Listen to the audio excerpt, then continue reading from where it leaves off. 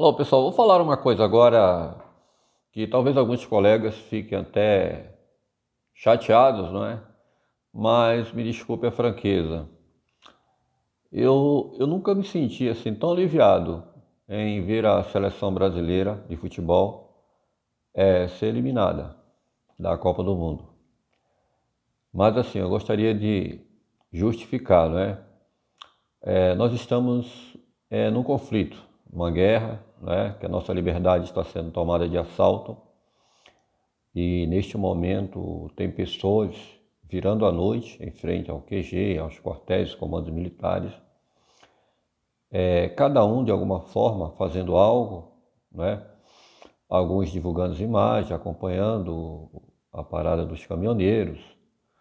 Enfim, são manifestações das mais diversas formas, tudo em prol de um só objetivo, né? Queremos liberdade, queremos que seja revisto o processo eleitoral, que não foi transparente, e estamos caminhando para o abismo do socialismo, não é? O país, enfim, está sendo tomado de assalto. Isso coloca em risco não só as nossas vidas, mas os nossos destinos, os destinos da futura geração, dos nossos filhos, dos nossos netos, o nosso trabalho, né? Um país sem estabilidade jurídica, sem estabilidade econômica, pode afetar nas mais diversas áreas da nossa vida, não é? E neste exato momento, um título mundial de Copa do Mundo seria o circo perfeito para distrair os combatentes, né? Então, se há um grupo que estava torcendo veementemente que o Brasil fosse campeão na Copa do Mundo, com certeza é a turma do presidente eleito pelo Tribunal Superior Eleitoral. E é pão e circo, pessoal, pão e circo, né? A Copa do Mundo e o título funcionaria como um circo, né? Eu cheguei até a especular com alguns amigos, não duvide se o Brasil for campeão, porque a França, do aniversário da sua liberdade,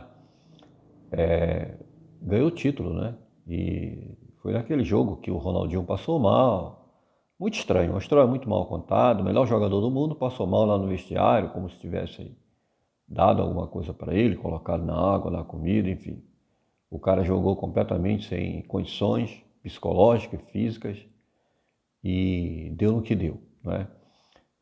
Então, e é de interesse de muita gente, né, que o Lula continue aí, de fato, como presidente da República, né? Muito bem. O presidente, mudando de assunto, né? O presidente falou ontem, né?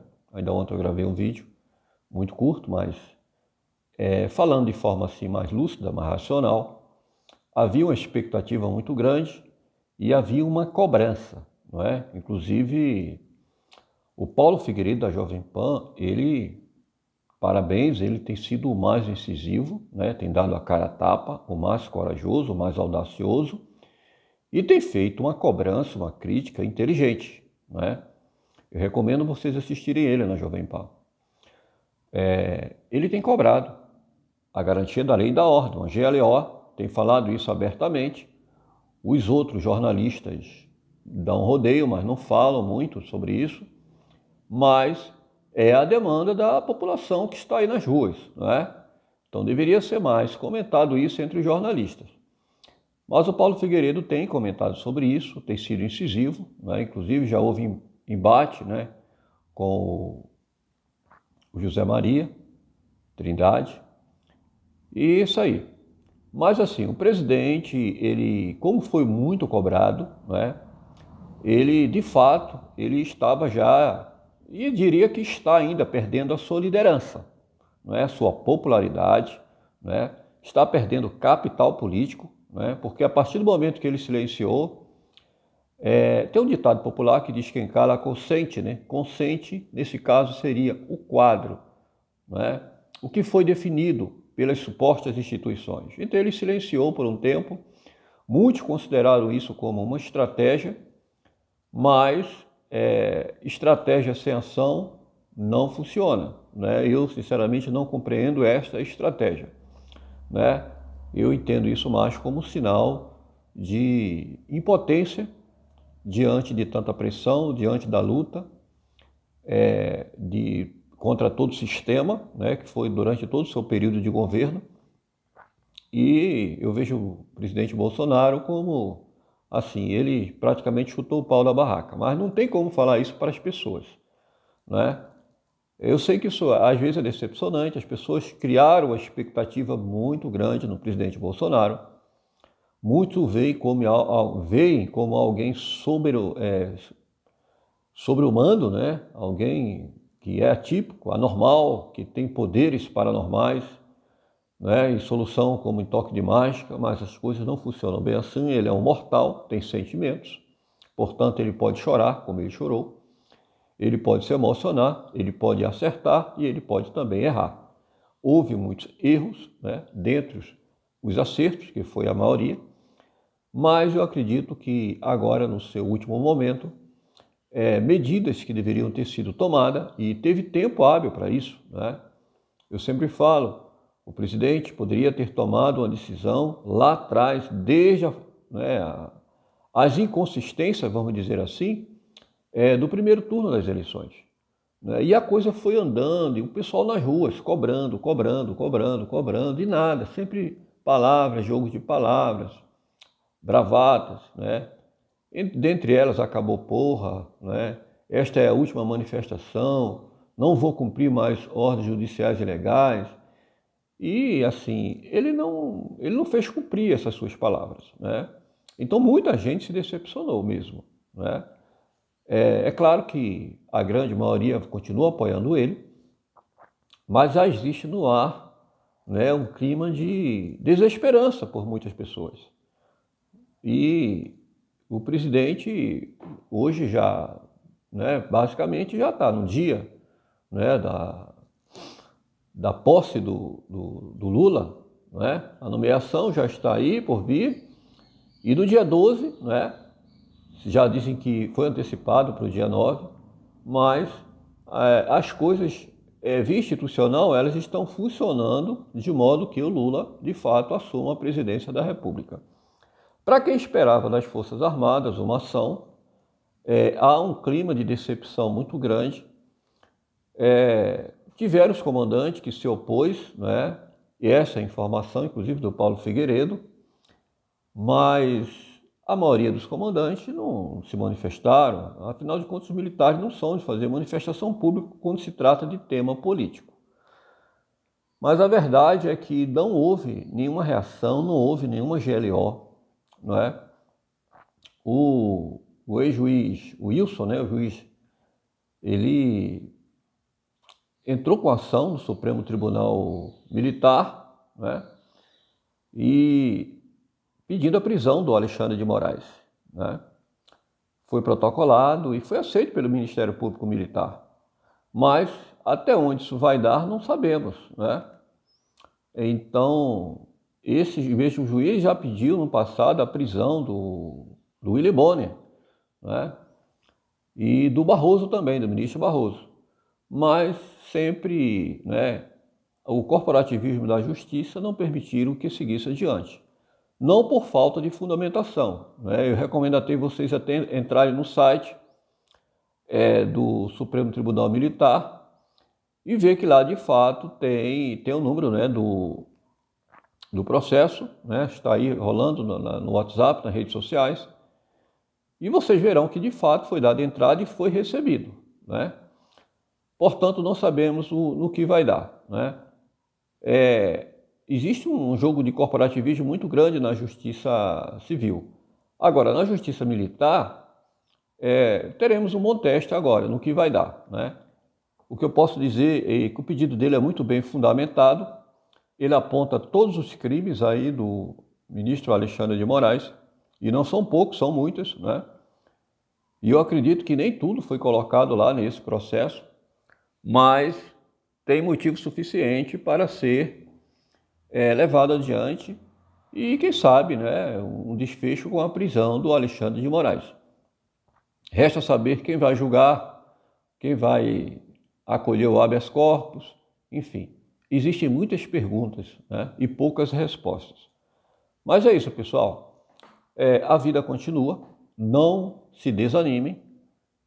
Muitas vezes as coisas não acontecem conforme nós esperamos, portanto, nós precisamos ter a convicção de que o bem vencerá, o bem prevalecerá, não é? Temos um grande aliado, né? Isso não se trata apenas de uma guerra política, de uma guerra contra o sistema, também é uma guerra espiritual, e nós temos alguém que pode sim dar a luz no final do túnel. Eu não tenho uma resposta para isso, né?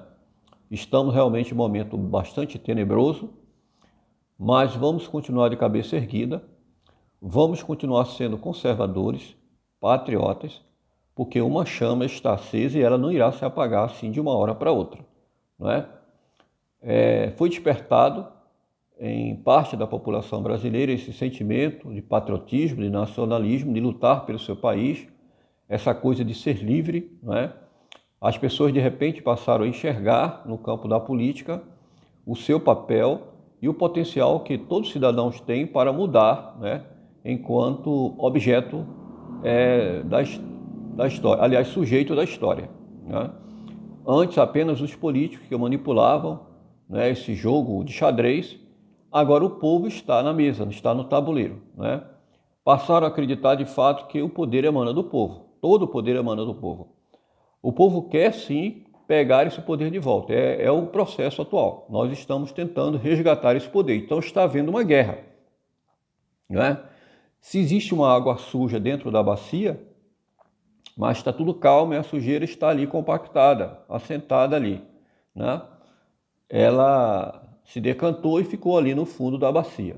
Mas a sujeira está lá, a água por cima está límpida, transparente, mas a sujeira está lá dentro. O que está acontecendo neste momento essa sujeira está sendo retirada, né? E para isso tem que pegar essa água e passar no filtro, né? Passar no coador. E aí, claro, nesse processo a poeira ela reage, ela sobe, ela se mistura. Então ela passa a se tornar mais visível na totalidade da água. É isso. A podridão está sendo exposta, né? Até as vísceras. Os políticos não conseguem enganar ninguém. Hoje nós sabemos o Congresso que nós temos, né? Não podemos confiar no Congresso na sua quase totalidade, né? Seja na Câmara dos Deputados, seja no Senado, né? A justiça já não nos engana mais, né? A justiça já era assim, ela não fazia justiça, ela enganava, fingia que fazia justiça. Os juízes gozavam de altos salários, né, de muitos penduricalhos, e ia levando, né, julgando conforme suas conveniências. Isso nas instâncias superiores, em especial. Mas agora o povo está vendo, está cobrando da justiça, está cobrando da Câmara, está cobrando do Senado, está cobrando do presidente da República. O povo foi fundamental na participação neste processo, não é? Então, todos gostavam que o povo continuasse quietinho na sua, no seu devido lugar, né? Mas o povo percebeu que não é esse o nosso lugar.